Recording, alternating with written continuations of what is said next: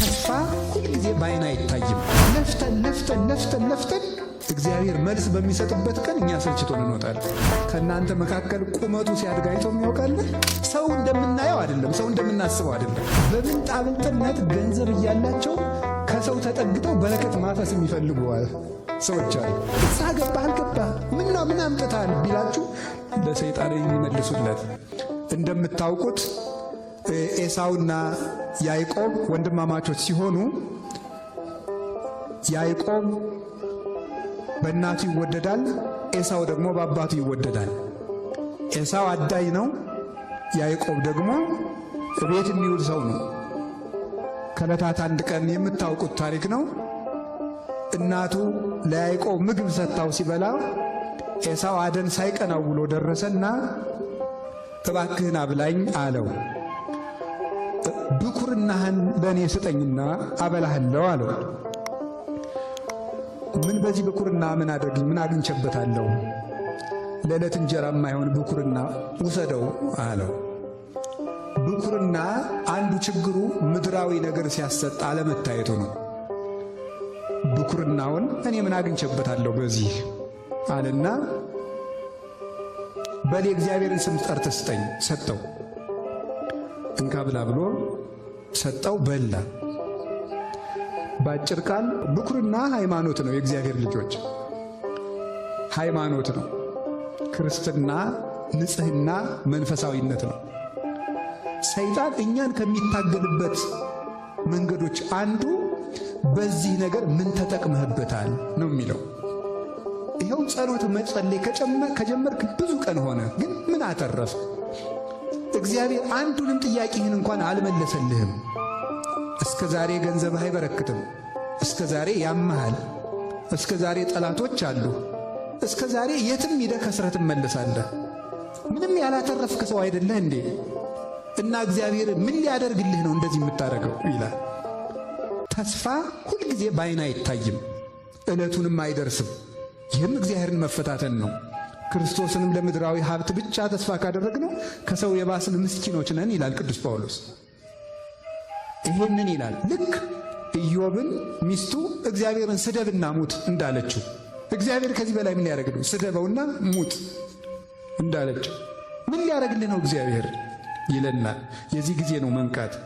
እግዚአብሔር በሚደርስበት ቀን እኛ ሰልችተን እንዳንገኝ ማለት ነው። ከዚያ በኋላ ለፍተን እግዚአብሔር መልስ በሚሰጥበት ቀን እኛ ሰልችቶን እንወጣለን። ያ እንዳይሆን የጸሎታችን ፍሬ አሁን ማጨድ መፈለግ የለብንም። አሁን መለወጥ መፈለግ የለብንም። አሁን ቅዱስ ላንሆን እንችላለን። አሁን ላንለወጥ እንችላለን። ደግሞ እድገታችን እኛ እየለካ ነው የሚመዘን ሚዛን አይደለም። አንድ ጥያቄ ልጠይቃችሁ እንዴ፣ ከእናንተ መካከል ቁመቱ ሲያድግ አይቶ የሚያውቃል? እስኪ አይቶ የሚያውቅ በሞት ያለ እንዴ? በፍጹም የለም። እናቶቻችን ሳይተው ያውቃሉ? እንደው ልጁ አንገቱ መዘዝ ሲል ቢያዩት አይደነግጡ? ያስደን ይደነግጣሉ። መዘዝ ቢል እንደባ ይደነግጣል። ልጁ አንገቱ መቼ እንደጨመረ አናውቅም። ቁመ ወገቡ እንዴት እንዳደጋ ነው። ዝም ብሎ አድጎ ነው የምናገኘው። በጣም ነው የሚያስደንቀው። አድጎ ነው የምናገኘው። አሁን ዘርታችሁ፣ እውነቴን እኮ ነው የምነግራችሁ፣ ዘርታችሁ እስኪ እንዴት እንደሚበቅል ሌው ብትሉ በፍጹም አታዩት። በቅሎ ነው የምታዩት። ባትሪ እያበራህ እዚያው ብትቀመጥ ቁመቱ ሲጨምር አይታይም። በቃ አዝመራው አድጎ ነው የሚገኘው እንጂ ሲያድግ አይታይም። እድገታችን እኛ እያየነው ላይሆን ይችላል። ምንም የተለወጥኩት ነገር የለም እኮ። እማራለሁ፣ አስቀድሳለሁ፣ ቤተክርስቲያን ሄዳለሁ፣ ገዳም እዞራለሁ፣ ምን እላለሁ። ምንም እኮ ያመጣሁት ለውጥ የለም። አንተ የምታውቀው ደግሞ አንዳንድ ሰው አሁን መመጻደቅ የጀመረው ምንድን ነው? ህዝቡ በስብከት አይለወጥም። እግዚአብሔር ከዚህ ትዕቢት ይሰውረን። በእውነት እንዴት ነው የማይለወጠው? አንደኛ እንደዚህ ያለ ትዕቢት ሰው እንዳላደገና እንዳደገ የሚያውቀው ማን ብቻ ነው? እግዚአብሔር ብቻ ነው። በምን ታውቃለህ እንዴ? ሰው እኮ እያመነዘረ እያየኸው ራሱ እኮ ውስጡ ምን እንደሚያስብ እኮ አታውቅም። ሌሊት ምን እያሰበ እንዳደረ እኮ አታውቅም። ሰኞ ሲሰርቅ ያየኸው ሰውዬ ማክሰኞ ምን ሲሰራ እንደዋለ እኮ አታውቅም። እኛ አናውቅም። ለመርኢ ከፈያታዊ ወዘማዊ በል በአይቲ አምር ለማይቀድመኒ በዊአ ውስተ ገነት ከመፈያታዊ ዘየማን። አንተ ሰው ሌባ ወይም ወንበዴ ወይም ዘማዊ ብታይ ይሄ ሰውዬ እንደ ፈያታዊ ዘይማን እኔን ቀድሞኝ መንግሥተ ሰማያት ይገባ እንደው ምን አውቃለሁ እያልክለፍ ይላል። ምን አውቃለሁ እያልክለፍ። ሰው እንደምናየው አይደለም፣ ሰው እንደምናስበው አይደለም። እናማ ገበሬው ሳያውቀው ዘር እንደሚያድግ የሚሰብከው ሳያውቅ ተሰባኪው ያድጋል። እኛም ሳይገባን አድገን ይሆናል። ስለዚህ ለውጣችንን ማረጋገጥ የለብንም፣ የቀረንን ለማስተካከል ነው እንጂ የጸሎታችንና ደግሞ የልፋታችን ፍሬም አሁን ማጨድ መፈለግ የለብንም። እኔ ተስፋዬ ጤና አይደለም፣ እኔ ተስፋዬ ሀብት አይደለም፣ እኔ ተስፋዬ የሰው መውደድ አይደለም፣ እኔ ተስፋዬ ክርስቶስ ነው።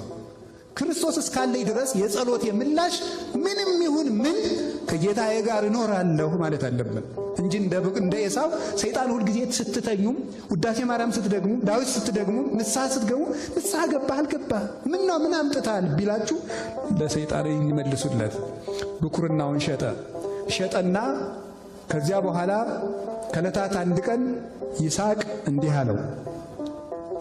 ምን አለው? ልጄ አደን አምጣና አብላኝና ልመርቅህ አለው። እስኪ በሉ አብላኝና ልመርቅህ ነው በሉ ያልኳችሁ በሉ እንጂ ምን በለኝና ነው? እንደው ዝም ብሎ ሳያበሉ ምርቃት የለም። አብላኝና ልመርቅህ ነው ያለው። አብልቶ ነው። አንድ መምህር ነበሩ የኔታ ስማቸው ይቆየል እና በብልጣብልጥነት ገንዘብ እያላቸው ከሰው ተጠግተው በረከት ማፈስ የሚፈልጉ ሰዎች አሉ። መጋቢ ብሉይ ሐዲስ የኔታ ኃይለ ሚካኤል ይባላሉ እና በጣም የበቁ መምህር ናቸው። የደብረ ሃይማኖት መካነ ኢየሱስ የብሉይ ሐዲስ መምህር ናቸው። እና አንዲት ሴትዮ ካላት ከድህነቷ በግ እያረደች ተማሪዎችን በዓመት ታበላለች፣ የክርስቶስ ደቀ መዛሙርት ስለሆነ። አንደኛዋ ደግሞ ባለ ሀብት ናት፣ ምንም አትሰጥም። እና ያችኛይቱ የኔታ ታመው ሰው አይለዩም ነበረ። ዛሬ አሁን ጠይቃቸዋቸው ዝራችሁ ትሄዱ ማን ነው የሚሉ። ያቺ ሴትዮ ያችኛዋ ሰላም ለኪ ስታስደግም ተማሪዎችን አብልታ እሷም አብራ ጠጋለች። ደሞ አንቺ ምን አምጥተሽ ነው አሏት ይባላል። ማለት ተጠግቶ ዝም ብሎ ሰላም ለኪ አለ እንዴ? ስራ መስራት ነው እንዴ? ተጠግቶ ነገር የለም፣ ስራ መስራት ነው። እንግዲህ እሳቸው ሰው አይለዩም፣ ግን እሷን እንዴት እንደለዩት እግዚአብሔር ነው የሚያውቀው። በጣም ነው የሚያስደንቀው። አሁን ይሄ የከተማ ሰው አጓጉል ብልጠት አለው። በጣም ይቅርታ አድርጉልኝ። ማጠቃለል አይደለም። እሺ ማጠቃለል አይደለም። ይሄ ባልማርም ሲሉ እንደምሰማው ጄኔራላይዜሽን የሚባል ነገር ነውር ነው። አበበ ሌባ ነው፣ ክሊዮናል ሰው ሁሉ ሌባ ነው፣ እንደዚህ ነውር ነው ተብሎ ፍሬሽማን ኮርስ ተምራችሁታል እናንተ። እኔ ሰምቼ ነው። እና አሁን ምንድነው ይሄ ማጠቃለል ነው። እኔ ማጠቃለል አላልኩም፣ እንደሱ አላልኩም። እያልኩ ያለሁት ግን ምንድነው አጓጉል ብልጣብልጥነት አለ። በቃ ቤተ ክርስቲያንን ጠበቅን መስሏችሁ እባብ ያየ በልጥ ደነገጠ እንደሚባለው ብራውን ለቤተ ክርስቲያን ምን ያደርግላታል? ለቤተ ክርስቲያን አባቶች ምንድን ያደርግላቸው የሚል አለ። ያንተን ድካምህን የምትሸፍን ቤተ ክርስቲያን እንዳትደክም ማበርታት ነውር ነው እንዴ? ነውር ነው ወይ? ቅዱስ ጳውሎስ እኮ ብሏል፣ ተራራ የሚያህል ስብከት ሰብከን ድንብላል ያህል ብንበላ ምንድነው ነውሩ ብሏል። እንዴ እንኳን እንጀራ እኮ አይናችሁን ልትሰጡኝ ይገባል አለ ቅዱስ ጳውሎስ። አይናችሁን ሁሉ ልትሰጡኝ ይገባል። ምክንያቱም እኔ የሰጠኋችሁ ማንን ነው እያለ ነው? ክርስቶስን ነው እያለ ነው። ይገባል። ነገር ግን ጳውሎስ እኮ የሚያስተምረን እንድናበላው ብሎ ነው እንዳትሉኝ ከእናንተ የማንም ዕዳ የለብኝም ይላል። ድንኳኔን እየሰፋው ኖራለሁ ይላቸዋል። ቤተ ክርስቲያንን ስንሰጣት ትሰጠናለች። ትክክለኛ ንግድ ማለት ለቤተ ክርስቲያን መስጠት ነው። እውነት ነው የምነግራችሁ ከልቤ። እግዚአብሔር ከ10 ብር 1 ብር የሚለምነን 9ኙን ለመጠበቅ ነው ይላሉ ሊቃውንቱ። 9ኙን ለመጠበቅ 1 ብር ስጡኝ ይላል። እንዲሁ እኮ ይገርማል። ደግሞ ራሱ የሰጠውን ብር የሚለምን እንደሱ ያለ ቸርማን አለ። ራሱ የሰጠውን ብር የሚለምን፣ ራሱ የሰጠውን ጉልበት፣ ራሱ የሰጠውን አንደበት የሚለምን ቸር ተቀብል ስጡኝና ከኔ እጅ በርክትላችሁ እኮ ነው። አልሰማችሁም እንዴ? ሰምታችኋል እኮ 5 እንጀራ ከክርስቶስ እጅ ሲደርስ 5000 ሰው ሊያበላ በርክቶ አልተመለሰም? በርክቶ ተመልሷል። ከእጄ ይበርክትላችሁ ለማለት ነው። ስጡኝ የሚለው ከኔ እጅ በርክቶ ወደ እናንተው ቤት ይመለስ ለማለት ነው። የምንሰጠው ለዚህ ነው። ከዚያ በኋላ አብላኝና ልመርቅ ሲባል ኤሳው አደን ሄደ። ያዕቆብ ቶሎ ብሎ ከእናቱ ጋር ተባብሎ ተመሳጥሮ በጉን አርዶ የኤሳውን ልብስ ለብሶ አቀረበና ተመረቀ። በክርስትና መዘግየትም ዋጋ ያስከፍላል። ኤሳውን ዋጋ ያስከፈለው አንዱ መዘግየቱ ነው። ቀድሞ ብኩርናውን መሸጡ ነው። ኋላ ደግሞ ዘገየ። ያዕቆብ ግን ፈጥኖ በረከትን ተቀበለ። ለክርስትና ዳተኛ መሆን አያስፈልግም። ፈጥኖ መስራት፣ መልካም ነገርን ለነገ ማኖር አያስፈልግም። እንደውም አንድ የበረሃ አባት ብሎ ይናገራል። ሥጋ ኃጢአት እንድትሰራ ሲያስገድድህ ነገ እሰራለሁ በለው ይላል። እስኪ ነገ እሰራለሁ በሉ። ነገሳ ደግሞ ምን ትላላችሁ? ከነገ ወዲያስ? አንዳንድ ሱቅ አይታችሁ ታውቃለች። እኔ ገጠር ስላደኩ ዱቤ ነገ ይላል። ነገሳ ደግሞ ምንድን ነው የሚለው? ነገ ማለት ነው። በቃ እንዲህ እያሉ መኖር ማለት ነው። ስለዚህ ኃጢአት ስራ ሲል ነገ እሰራለሁ በለው። ቢያንስ እንኳን እግዚአብሔርን ፈልገህ ኃጢአትን መተው ባትችል ነገ እሰራለሁ እያልክ ኖር ይላል። መልካም ነገርን ግን አሁን ነው መስራት ያለብን። አሁን ያዕቆብ ግን ፈጥኖ አቀረበ። እዚሁ እየተረጎምኩት ነው የማይል ስለማልመለስ ያዕቆብ ክርስቶስ ነው ይላሉ አባቶቻችን። ለአባቱ የሚወደውን ምግብ ማቅረብ የቻለ እሱ ክርስቶስ ነው ይላል። ለአባቱ የሚወደውን ምግብ ይስሐቅ የሚወደውን ምግብ ይስሐቅን እግዚአብሔር አብ ብሎ እግዚአብሔር የሚወደውን መስዋዕት ያቀረበ ክርስቶስ ዘአይረገ ላቡሁ ርእሶ ዕጣነሁ መስዋዕተ ስሙረ ራሱን ለአባቱ የተወደደ ንጹሕ መስዋዕት አድርጎ ያቀረበ እሱ ነው። አንከረ አብ እምዝንቱ መስዋዕት ይላል ዮሐንስ አፈወርቅ። አብ ከዚህ መስዋዕትነት የተነሳ አደነቀ።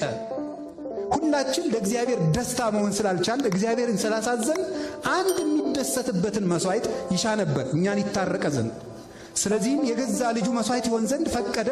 እግዚአብሔር ወልድም ከአባቱ ጋር አንድ በሆነች ምክሩ ራሱን መስዋዕት አድርጎ በዚያ የተወደደ መስዋዕት ራሱን ከአባቱ ከመንፈስ ቅዱስ ከራሱ ጋር ራሱን አስታርቆ እኛን አስታርቆ በእኛ ተገብቶ መታረቂያ ታራቂ አስታራቂ ሆኖ እርቅን ፈጸመልን።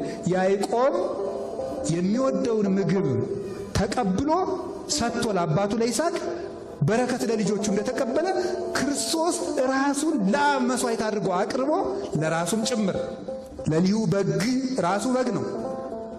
ለሊሁ ሊቀ ካህናት ሰዋኢ ራሱ ሊቀ ካህናት ነው። ለሊሁ ተወካፌ መስዋዕት ምስለ አብ ወመንፈስ ቅዱስ ከአባቱና ከመንፈስ ቅዱስ ጋር ደግሞ ራሱ መስዋዕት ተቀባይ ነው። ስለዚህ ያዕቆብ ምግብ አቅርቦ የተወደደ ምግብ ለልጆቹ በረከት ሰጠ። ክርስቶስ ራሱን ሰውቶ ለ12 ደቀ መዛሙርቱ በረከት መንፈሳዊትን ሰጠ። እንዲህም ብለን ከቅዱስ ጳውሎስ ጋር እናመሰግነዋለን።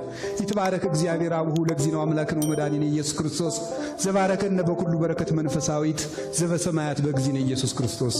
ኤፌሶን ምዕራፍ 1 ቁጥር 4 ላይ